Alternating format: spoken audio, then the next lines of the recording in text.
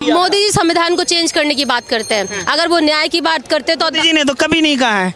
कहाँ कौन सा बात, कौन सा है? कहा है, कैसे नहीं कहा? अच्छा चलिए एक बात बताइए, अच्छा चलिए एक बात बताइए कि ईडी प्रधानमंत्री जी के अनुसार केजरीवाल जी को पकड़ लिया। बिल्कुल सुनिए सुनिए सुनिए, बेबुनियाद है। मतलब ईडी प्रधानमंत्री के सहारे पे चल रही है। नहीं नहीं नहीं, हमने ये कहा है प्रधानमंत्री के सहारे पे ईडी नहीं चल रहा है, IT cell, ED, supreme court सब चल रहे हैं। उसका कारण है, भाई की बात कहूंगी, बोलते हैं मुस्लिम का 3 तलाक करा दिया, तो फिर हिंदू मुस्लिम की बात क्यों करते हैं? अगर भाई भाई एक है, हिंदू मुस्लिम एक है, तो हिंदू धर्म को क्यों प्राथमिकता देखते हैं, मुस्लिम धर्म को क्यों नहीं बोलते?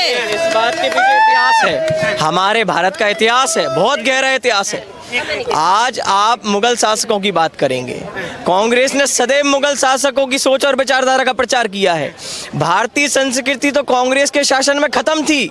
आज प्रधानमंत्री जी बात करते हैं भारत संस्कृति कोष को लाने की, और कांग्रेस बात करती है जातिगत जनगणना की। आज धारा 370 लगी थी कश्मीर के अंदर, पूरे भारत में अलग शासन होता था, कश्मीर में अलग होता था। कांग्रेस की विचारधारा में देश के टुकड़े करना है। हम क्यों राहुल गांधी को पीएम देखना चाहते हैं, उसका कारण, अगर हमारे मोदी, हमारी बीजेपी गवर्नमेंट मानहानि पे केस कर सकती है। कितने बार राहुल जी को पप्पू बोला, क्या पप्पू जी ने केस किया? वो केस कर सकते थे मानहानि का, नहीं किया क्योंकि वो साइलेंट है, वो मुंह नहीं लगते, वो एजुकेटेड पर्सन है, एजुकेटेड पर्सन है। राहुल गांधी जी वही है ना जिन्होंने संसद के अंदर सेशन चलते हुए ऑर्डिनेंस की कॉपी फाड़ी थी, ठीक है, जो उस कॉपी की रिस्पेक्ट नहीं कर सकते, ठीक है, वो देश के आम कानून की कहां से रिस्पेक्ट करेंगे? ठगबंधन पर कोई भरोसा नहीं कर रहा है देश में, और मैं तो स्पष्ट कहता हूं कि जिस देश का नेतृत्व यदि उत्कृष्ट हाथों में है, प्रधानमंत्री जैसे हाथों में, उस देश का भारतीय समृद्धि के शिखर पर जाएगा।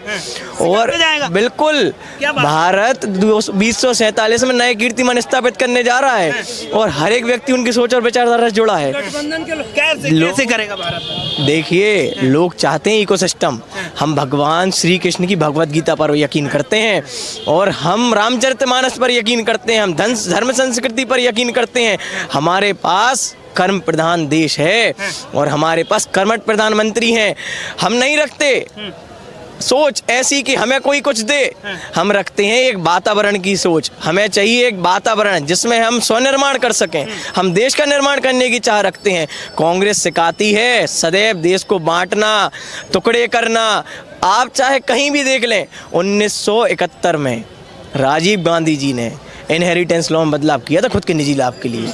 इंदिरा गांधी जी की संपत्ति पर टैक्स नहीं देना चाहते थे वो भारत में, और आज आप बात करते हैं भारत को एक करने की, भारत जोड़ो यात्रा निकालते हैं।